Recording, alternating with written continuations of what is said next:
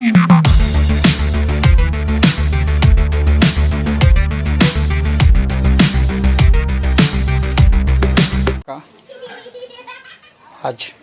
ये तीसरा भाग में बताने जा रहा हूँ। इसमें आज इनपुट किट पर और मॉड्यूल के मॉसफेट पर कितने वोल्टेज होते हैं आज मैं आपको सर्टिफाइड करूँगा। ये डबल चैनल का सेट है। पिछली वीडियो में मैंने इसका विस्तार तो बतलाया था, किस तरह का शॉर्ट सर्किट था तो प्रॉब्लम हो रहा था और किस तरह से इस सेट को बनाएंगे तो मैंने इसका डिटेल्स बताया था। आज मैं इस बोर्ड में आपको वोल्टेज नापने का तरीका बताऊंगा, कितना वोल्टेज कहाँ पर मिलते हैं ताकि आपको फॉल्ट बनाने में सुविधा हो। तो ये सेट आप देख रहे हैं, मैं आपको सेट को ही दिखा रहा हूँ। तो चलिए वीडियो को आगे बढ़ाते हैं। तो थोड़ा बहुत फिर से हम इसमें डिटेल्स आपको दिखला देते हैं। ये बोर्ड देखने में कैसा लगता है और कहाँ पर कौन सा पार्ट्स होता है। तो आप देख रहे हैं मेरे इस वीडियो पर कि किस तरह से जो है ये टेलीटच का इनपुट किट है। 6000 मॉडल और 6000 वाट में लगा हुआ रहता है। तो देखिए इसमें कौन सा ट्रांजिस्टर कहाँ लगा रहता है। ये आप जो देख रहे हैं फर्स्ट इधर आपका है ना, तो 1943 लगा हुआ होता है और इधर आप देख रहे हैं सेकंड वाला में ये आपका 5200 है। और ये जो यहाँ दोनों जो ट्रांजिस्टर है सेम जो है छोटा टाइप का है। ये दोनों एक ही रहता है जिसका नंबर होता है जो है आपका 2SA 106B, ठीक है। और एक यहाँ पर है जो लगा हुआ रहता है, पिछले वीडियो में भी इसका डिटेल्स ने बताया था। और यहाँ पर जो लगा हुआ ट्रांजिस्टर आपका 2SA 2336B होता है। तो इस तरह से जो है ट्रांजिस्टर का इसमें नाम है और नंबर है। और इस तरह से कुछ पार्ट्स वगैरह भी है, रेजिस्टेंस वगैरह दिखला रहे हैं हम आपको। तो जैसे कभी कभी जल जाने के बाद थोड़ा सा दिक्कत होता है, तो हम कोशिश करते हैं कि आपको इस समस्या का निदान हमेशा हमारा वीडियो में मिलता रहे, ताकि कोई भी वीडियो आप देखें तो इनपुट किट से संबंधित आपका जो है कहाँ पर कौन सा रेजिस्टेंस रहता है।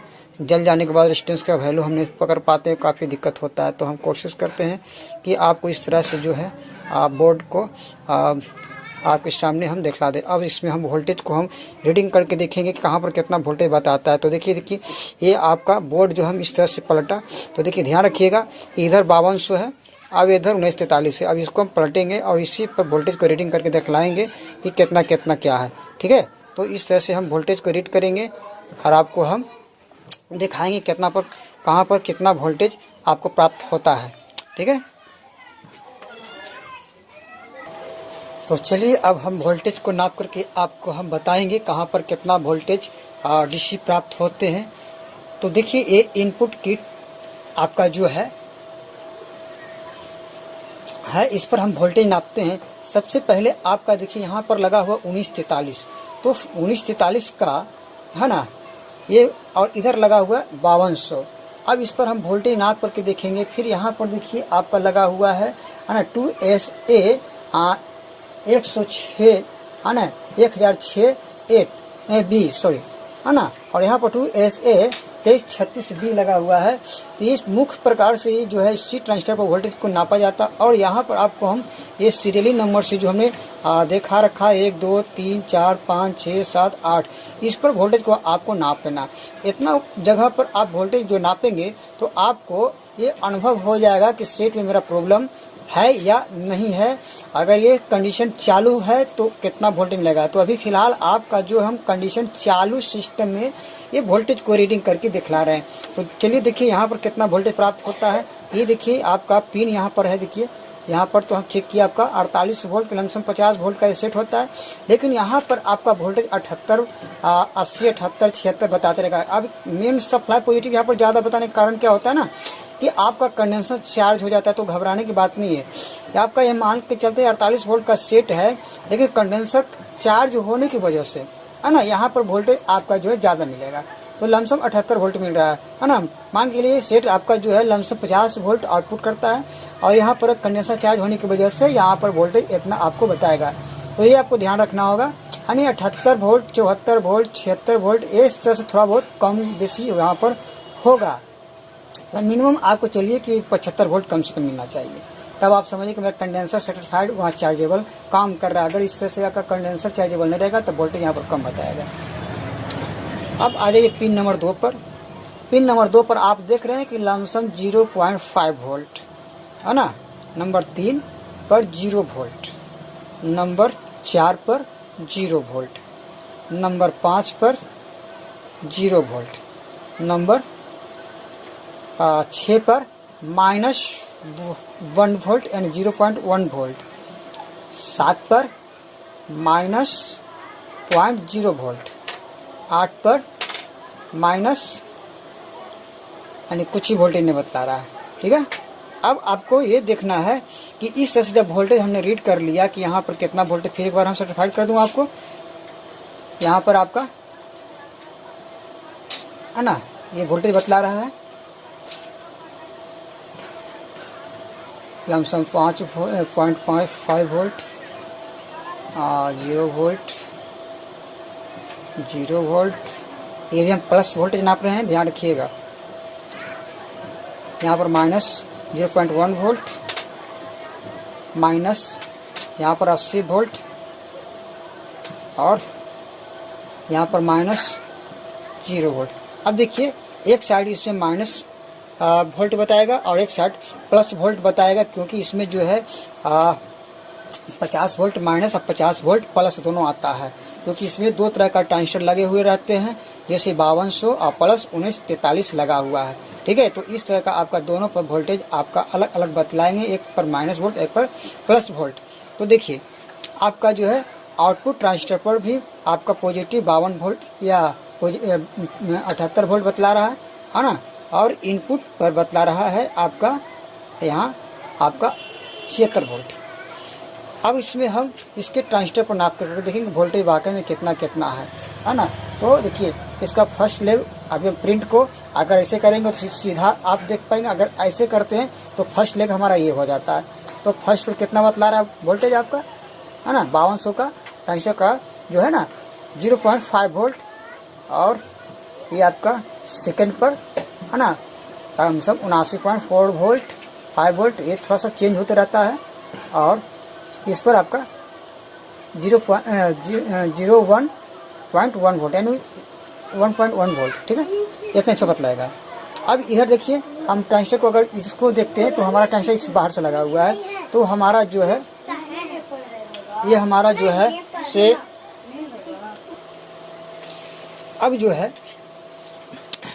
हम यहाँ इधर 1943 पर वोल्टेज को नापेंगे। तो इसमें देखिए ट्रांजिस्टर लगा हुआ बाहर से है ना, बाहर से लगा हुआ है इसमें, और उसमें था अंदर से, तो उल्टा गिनती हम पिन गिनती करते अभी बाहर से लगा हुआ है। तो अगर हम सामने से अगर ऐसे देखते हैं तो हमारा जो है सामने से देखने का मतलब हो गया, ये देखिए सामने से अगर हम देखते हैं तो इधर ये हमारा पोर्शन सामने हो गया, तो फर्स्ट हमारा किधर हो गया, ये साइड हो गया है ना, 1 2 3। अब उधर से हम गिनती करेंगे है ना, तो यहाँ देखिए 1 नंबर पर बतला रहा है कितना वोल्टेज, तो देखिए यहाँ 1 पर बतला रहा है हमारा है ना -0.7 वोल्ट है ना, -0.7 वोल्ट, और बीच वाले पर कितना बतला रहा है ये देखेंगे -81 वोल्ट लगभग। ठीक है, और तीसरा लेग पर बतला रहा है आपका -0.1 वोल्ट। तो एक साइड आपको माइनस वोल्ट बताएगा और एक साइड आपका प्लस वोल्ट बतलाएगा, यानी इस पर दोनों वोल्ट आता है, माइनस भी 78 वोल्ट आता है और प्लस भी 78 वोल्ट आता है ना। तो ये 78 वोल्ट कैसे बना, वो कंडेंसर से चार्ज होने की वजह से वोल्टेज बढ़ जाता है, लेकिन ये 48 वोल्ट का ही सेट है। तो इस तरह से जो है आपका वोल्टेज यहाँ पर प्राप्त होता है। अब यहाँ पर देख रहे हैं कि आपका 2N है ना, 2S से 1006 भी ट्रांजिस्टर लगा हुआ, इस पर हम वोल्टेज चेक करेंगे कि कितना बतला रहा है। तो देखिए इसमें यहाँ पर 2 ट्रांजिस्टर लगा हुआ रहता है, एक इधर है एक इधर है। तो हम यहाँ पर देख रहे हैं कि आपका जो है फर्स्ट वाले लेग पर है ना, एक फर्स्ट वाले लेग पर हमारा वोल्टेज बतला रहा है 78 है ना, और 78 वोल्ट क्या बतला रहा है, प्लस बतला रहा है। तो यहाँ पर देखेंगे 78 वोल्ट प्लस। अब यहाँ पर देख रहे हैं बीच में आपका 0.0 वोल्ट, और यहाँ देख रहे हैं आप 78 वोल्ट 79 वोल्ट लगभग यहाँ भी मिल रहा है। तो इसी तरह से अगले ट्रांजिस्टर इसमें भी चेक करेंगे। तो यहाँ पर फर्स्ट वाले लेग पर हमारा 0.9 वोल्ट, और सेकंड वाले पर 0 वोल्ट, और तीसरा लेग पर आपका लमसम 79 वोल्ट मिल रहा है। तो ये हो गया आपका जो है से कि वोल्टेज। अब रह गया आपका 2NA 2336B। इस पर भी हम वोल्टेज देख लेते हैं कितना बतला रहा है। तो फर्स्ट वाले लेग पर है ना